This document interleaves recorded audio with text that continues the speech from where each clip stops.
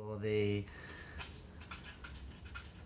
transgender spectrum. A to Z. Hairy panty wearers at the beginning, post-operative transsexuals at the end, or women, and in the middle you have your transvestites, your cross-dressers, and your T-girls. My journey started here and has been fluctuating between the two.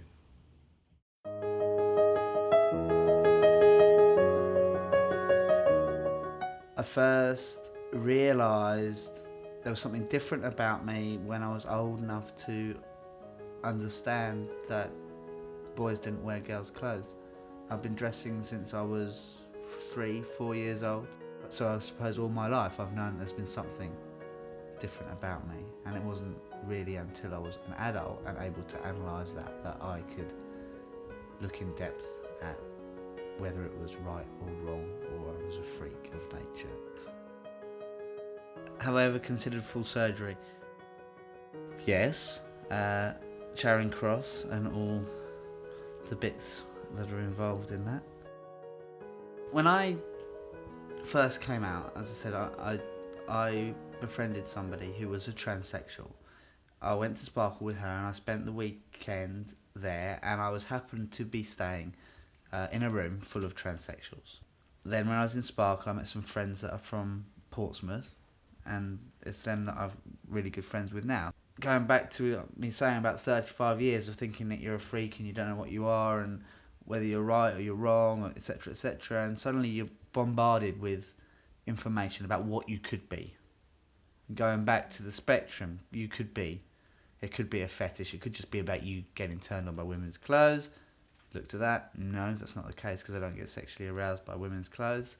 It could be that I'm just a cross-dresser, as in I just want to wear women's clothes. But it was more than that, because to me it's about my identity, about who I am. It's more than just clothes and a wig and makeup. I looked at, was I transsexual? Did I want to have my bits cut off? And at one point I even went on hormones and T blockers to see if that's what I wanted to do. At the end of the day, I just decided that I'm happy to span the gender spectrum, and if I have to wear trousers, I wear trousers. If I want to wear a skirt, I wear a skirt, and so that's where I ended up comfortably sitting where I do, in my opinion, somewhere in the middle. When you sit and you dress in women's clothes, you buy women's clothes, you struggle with your gender identity and you don't know who you are, that's your only reference, is that. And so I felt like I was abnormal. It wasn't until the internet came out really that I started to understand about gender identity. Am I comfortable where I am? Probably not 100% comfortable, but I think we have to make compromises at times in our lives. When you've reached 40 and your bone structure's fully formed and you start getting wrinkles and your hair falls out, the work that would be required would be so much more expensive. I have a job, and the idea of would I dress full time in my work and stuff like that, it's just so much. So you have to reach a compromise between reality being that I have the body and the face of a middle-aged man.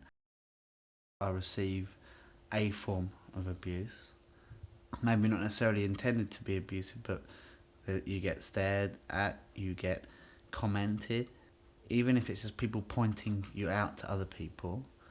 And yes, I have received full verbal hostility and physical hostility, to the point that I woke up in hospital having been assaulted.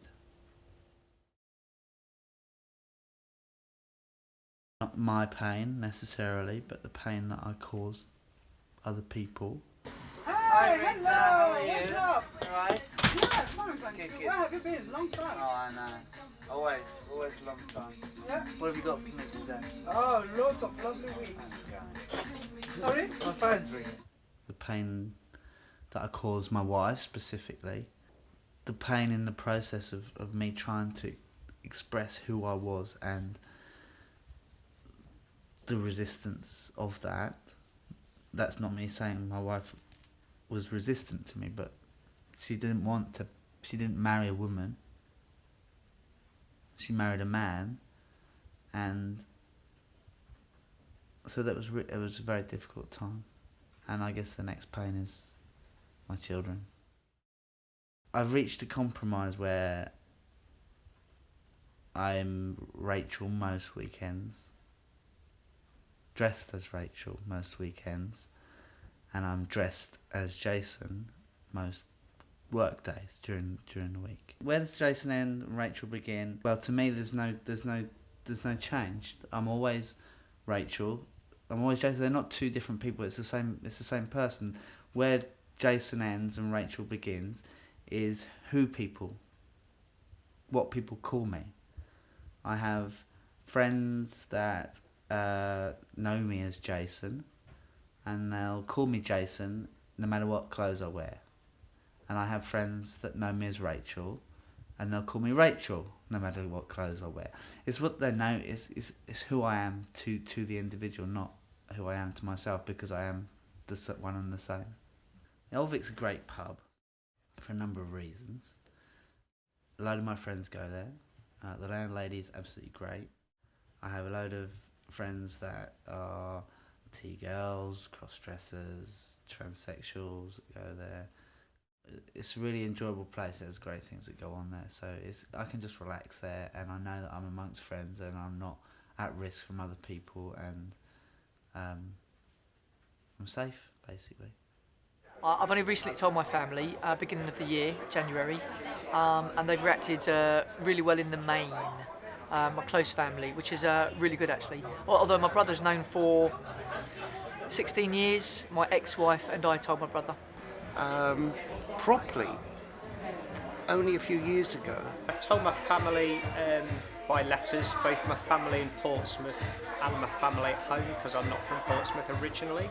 My mum already knew. I did it in a letter because it meant I could sit down and think about what I wanted to say. I'm very lucky. I live with a couple of girls, and they've been very supportive, and I've got a hell of a lot of supportive friends around me. Must have been really lucky in getting a psychiatrist that understood that this wasn't an illness. You know, it's just something that you are.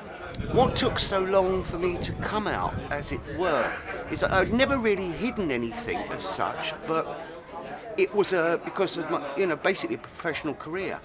I was a cabaret artist. My male persona was the cabaret artist, and at the time, I was worried that would damage my cabaret career. I used to think that not telling everybody was the best thing to do, i.e. I was protecting myself and I was protecting everybody around me, my family, my ex-wife, and that I was protecting society by not telling everybody. But I actually think the reverse of that now.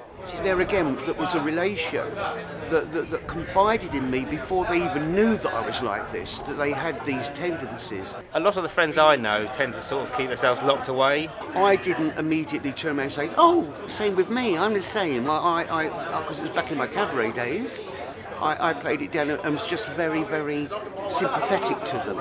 And that's sort of pushed me further to make sure I actually come out. Because I don't want to get to an old age and then still be locked up at home, dressing at home. I don't think that's right. What gave me the confidence to admit to myself? That's a really tough question.